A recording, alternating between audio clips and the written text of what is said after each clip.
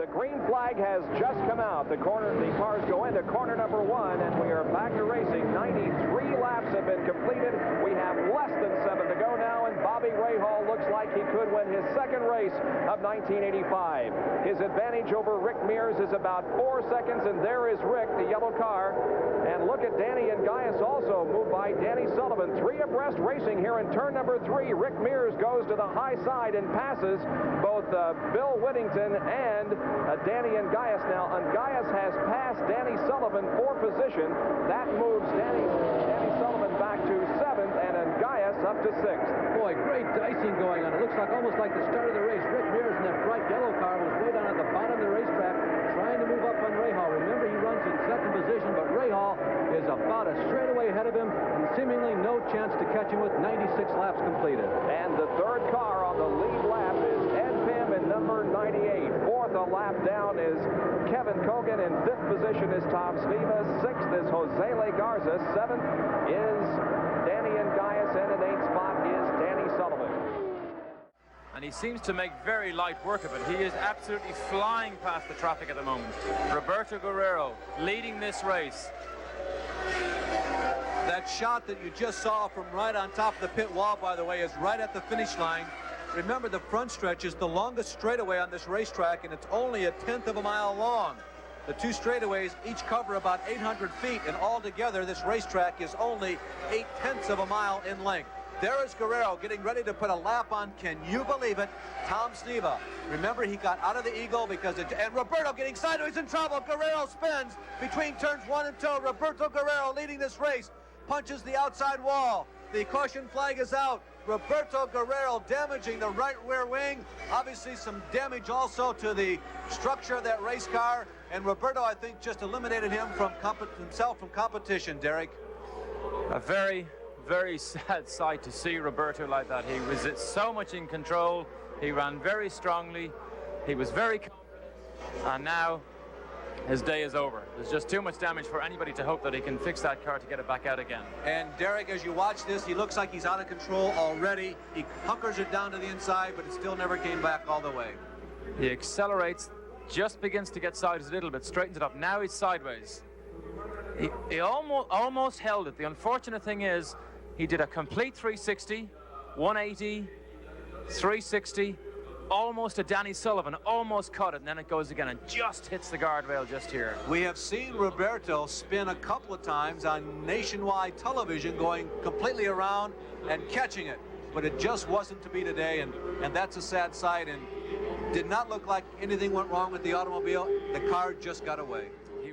Honestly, Bobby has his work cut out for him if he is going to win the national championship, but of course anything can happen. We would like to mention at this point that one of the people who has helped, Jeff Brabham once again outbreaks little Al, and in fact almost forces him off the racetrack, but Bobby Rahal is the driver that comes out of it with the most advantage. Rahal is into the lead. Jeff Brabham second now, and Al Unser Jr. suddenly falls from 1st to 3rd. How quickly things can change. Here we see it again. Jeff makes much too much of a deep run because he's too far behind. Locks that left front. He is now no steering, moves offline, takes Al Unser Jr. with him to the outside of the racetrack, and Rahal nips inside, and it looks as if Mario's gained an advantage also. Mario's now slipped into 4th place. Boy, this is really something. Rahal suddenly has the lead back, and Mario head may be the best in the league. I'll tell you, I really like that. A little bit more about that in a second. Here's Pancho Carter, who has made an off-course excursion. You can see all the dust on the car, and now Roberto Guerrero has also pulled off. Roberto's problem looks a little more terminal. Roberto is running in 4th spot, a lap down to the leaders, but nevertheless in the contention, and he is off the course and has stepped out of the car. Pancho Carter, meanwhile, has come into the pit area, and we have a replay of what happened on the Pancho Carter incident. You can see somebody moving to the outside. It looks like Roberto moved up into Pancho. They made significant contact. Roberto hits the outside wall, slides along it. Pancho had nowhere to go. Roberto just changed lanes and slides along the wall. Pancho through the grass, but it's very rough and rocky. And on these low-slung Indy cars, yeah, I know there's 1-inch clearance there, but going across ground, you might as well be running right along the bottom of your race car. Often is very damaging to the undercarriage of the machine. A long walk back to the pit area for Roberto Guerrero. It was bumper cars out there with Pancho Carter. What happened? Well, I think the guy should either stick to the ovals or not race anymore. It's crazy that he's running so slow, and I had already got by him. I don't know if he forgot to stop or what the hell happened. But he just hit me, and that was the end of my race. Obviously a very disconcerted Roberto Guerrero walking back through the pit area. Well, Roberto was running very well, and he did have that incident with Pancho Carter back there on the backstretch. Now, as the battle for further places on back continues on the track. I don't think there's any breathing been done in that pit for the last 5 laps. Here is Danny Sullivan, but he is running slowly. He is not under full power. Danny Sullivan pulls off the line. They didn't get him enough fuel. I guess their hunch was right, Paul. He didn't even make it to the pit gate. Unbelievable. Danny Sullivan, who chased Andretti, didn't have enough fuel. He's right at the pit entrance. Lord, what a race. And here comes Emerson Fittipaldi to go around him. Emerson Fittipaldi finishes this race in 2nd place. A tremendous finish, and look at the crowd. Boy, they love it. Danny Sullivan with Gary Gerould now. Well, here's Danny Sullivan. I don't know if the emotions can be described. It's got to be a horrendous feeling. No, not really. We gave it our best shot. We just ran out of fuel twice. All right. There'll be other races. They did their best shot. Thank you, Danny. Thank you. There's the attitude that'll make him a champion. The race run. Alonso Jr. won at the Portland race last year, ran 2nd, led much of that race this year, and then dropped back, finishing 2nd. Alonso Jr. Oh, Andretti was hit by Rahal. Andretti hit by Rahal coming into the corner. Jeff Brabham is there as well. Our camera car involved. Bobby Rahal got the nose in under braking. He slid right into the back of Andretti. Well, it's a certain sure thing that Mario's out of the race. This race is being so much different, I just can't believe it. I don't think we've seen this much bad luck in an awful long time, but Mario's tire is not completely crooked, so he's going to be totally out of the race. Well, it's anybody's bet right now as Bobby Rahal is rolling, though he's lost just a little bit. We'll have to see the scoring resolve. We assume that Bobby Rahal goes to the pits, and that should give the lead to Emerson Fittipaldi. There's Bobby Rahal as he is on the pit lane coming into the Truman pits right at the head of the pits there. The trouble happened somewhere up in front of Mario and Rahal because one had to stop, the other couldn't help from hitting him. That's all it was. There they go to work on the Rahal machine. The nose is broken, but it doesn't look like there's serious damage there. They can run with that. They'll just take it off. It won't hurt a darn thing, especially at a track like this. Now, that would hurt at Indianapolis, but it won't hurt anything here. I'd say that Bobby Rahal is still in good shape. Aerodynamics not a key factor here, so Bobby Rahal takes a change of tires. And there, Mario Andretti, who has had such a magnificent season so far, really only gave away 1 point this season, finishing 2nd at Indianapolis. Now he sits on the wall out of this race. Let's look at it again. They come down. That's Jeff Brabham, number 7, in front. Andretti was under braking, and Rahal just ran into the back of him. Well, Mario looks like he started sliding from braking before Bobby hit him, and then Bobby just had to stop. And Jeff was really the innocent person after we look at the rerun. So the Beatrice Lola, you can see the right front. Looks like Mario's rear brakes just locked up more than his fronts when he was getting into the turn. Well, that certainly can happen. Braking bias on the front normally on a dry circuit. Andretti tried to get it under control. And a great day in Canada. He didn't have to get it up for this final 2 or 3 laps. Pancho didn't have to make the challenge. It's all over because of the little incident with Jacques Villeneuve and Bobby Rahal down at turn 1. I can just hear Pancho muttering and murmuring underneath his breath right now and rubbing those hands together. He's going to give it a shot. He'll move to the outside of Johnny Rutherford. Now, wait a minute. What happens this time? Carter was across the line first. Pancho Carter may have won this race. We may have been premature. That race may have just gone to Pancho Carter. Let's wait for an official word. What happens in that case? Does the race officially begin when the leader crosses the line or when the green flag comes out? Has Pancho Carter won? I never saw a green flag. I don't know whether the race ever got into a green situation again. What an interesting question, because there was no green, it was checker. And I don't know that the final chapter has yet to be written. Anything from kart timing and scoring, are they saying?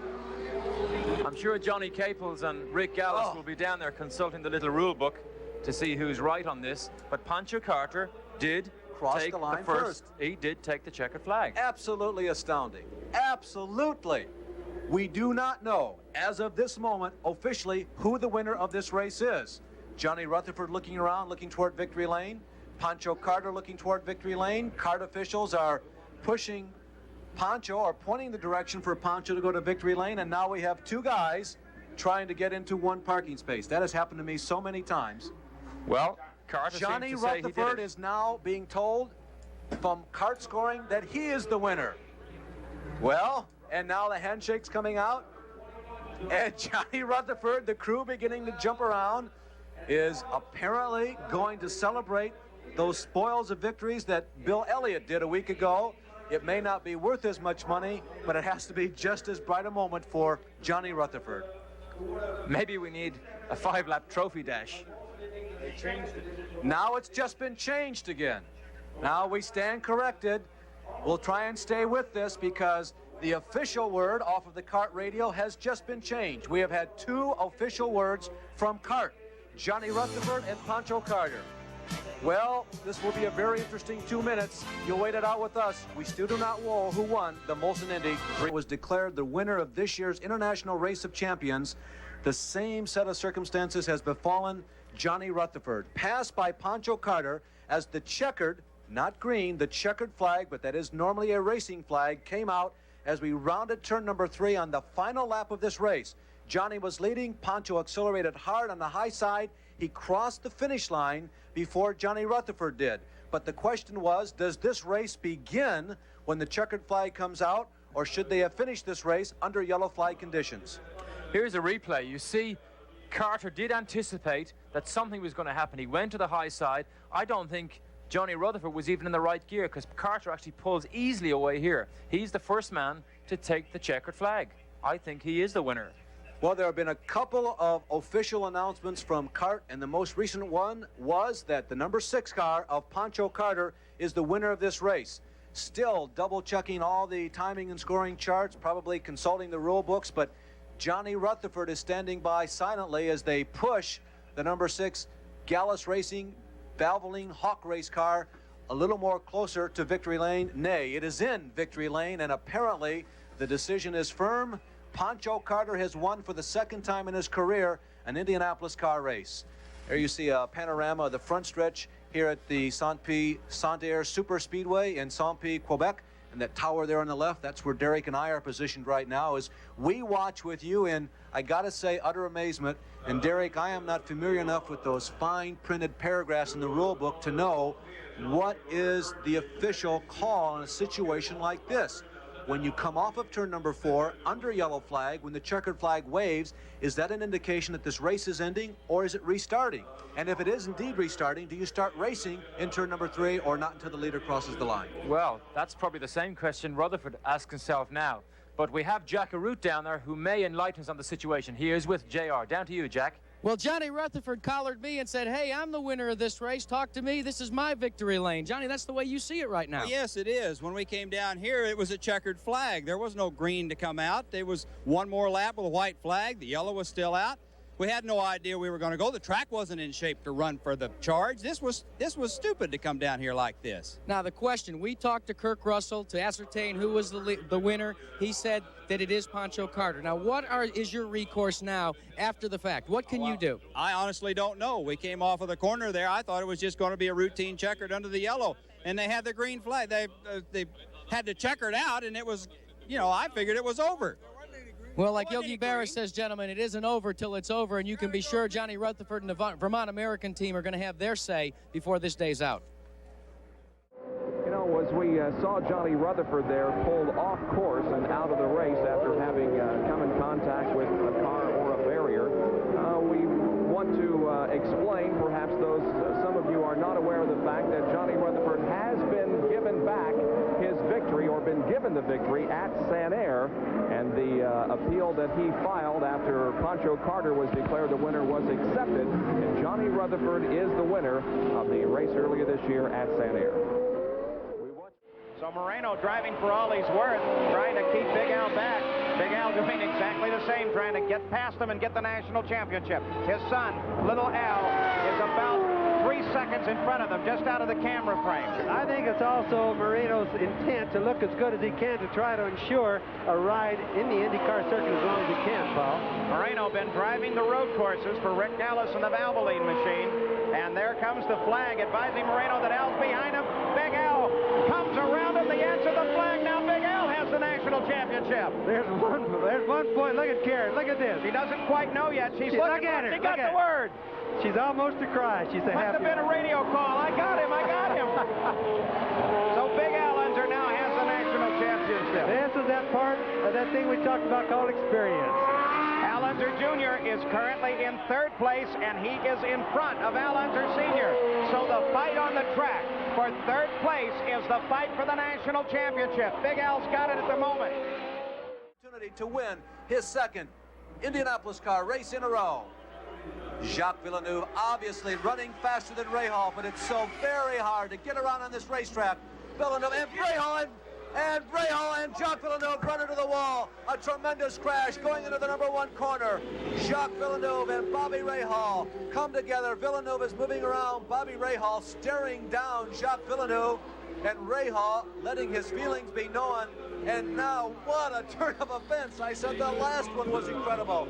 Now, Johnny Rutherford is the man who sits right on the edge of winning his first surprise Indianapolis car win in 1985, and Bobby Rahal is unhappy. Bobby is unhappy. Jacques will be unhappy. I think he had this race. This race was in his pocket. He just needed to calm down just a little bit. He was the last of the late breakers. Tried to get inside here. Rahal moved over as he should have. He had the line. He was the lead car. Jacques can't stop. Touches the back of Rahal's car here. Not only puts him out, but has nowhere to go himself except straight into the wall. They collect each other again here, and that's it. The day is over for the two. That's it. A tremendously hard crash for Jacques Villeneuve into the fence. He going in first, taking Bobby Rahal in backwards. Now here's another angle on the shot. You see Villeneuve on the inside. Rahal moves down to protect his position exactly as he should. Rahal has the line. Villeneuve tried to take it, brake too late, touched the back of Rahal. The game is over. Well, perhaps some of the inexperience that Jacques has on the oval showing up. He really misjudged, apparently, the braking going into turn #1. And just an absolutely astounding chain of events now has taken out our five of our first 6 cars in the point standings for the 1985 season. Sullivan has been getting more. He got 34 laps to his last tank, Andretti only 31. So despite Sullivan's speed, he's running an economical race. And that lead is dwindling by the second. Scoreboard showing it a half a second, but it certainly isn't. It's nothing now. Danny Sullivan going down low. Can he make the move? Sullivan down low. Side by side, Sullivan has the lead. Danny Sullivan, Kentucky, and just at that moment, losing control of the car, doing a magnificent job of not hitting the wall and continuing in the race. It's unbelievable. The incredible move maybe ever in Indianapolis, and Mario didn't hit him, Jim. That's even more incredible. Andretti subtly moving to the side like a fighter, taking a punch but letting it slip by him. Sullivan at 200 miles an hour recovering from that spin. You have to go back to Jim Clark in 1964-5, Jim, to get a move like that on this racetrack. I've never seen anything like it on the Indianapolis racetrack. Incredible. Unbelievable, but he's going to come in. That may have caused problems in the car. That is absolutely unbelievable what we saw. Of course, he must now stop because he's flat-spotted those tires. He's coming down that very rough pit lane there, which keeps the speeds down. Listen to the cheers for him. Oh, it's incredible. This place has come alive, and of course, Andretti is in the pits too, both the leaders. But Sullivan is going to have to change all 4 tires because of that. Mario will go back out. You see, they're even changing that left front tire, which they never change. Well, that'll cost him the lead, no question of it, but Danny Sullivan is back out on the race course. I have never seen a person take a spin like that and begin to slide towards the wall and still recover. Let's have another look at it. We're going to have slow motion here in just a moment. I'll tell you exactly what I think happened, Jim, even before seeing it. Aerodynamic effects. Watch what happens. I'll bet you that as Sullivan gets in front of Mario, No, I'm dead wrong. It's running over that the white line. The very thing that he was doing that made him so fast, I think, tripped him in this one move. Yeah, Mario's too far back, I think, to have had a rear guard aerodynamic effect. But all right, now, Andretti faced with the moment of his driving life. He can't see where he's going. Fades slightly to the left by a miracle. Sullivan stays wide enough to the right, hits nothing, and we may have seen the most dramatic moment of racing, certainly that we're going to see this year. Incredible. Well, there's a long way to go, Sam. How good are those two drivers?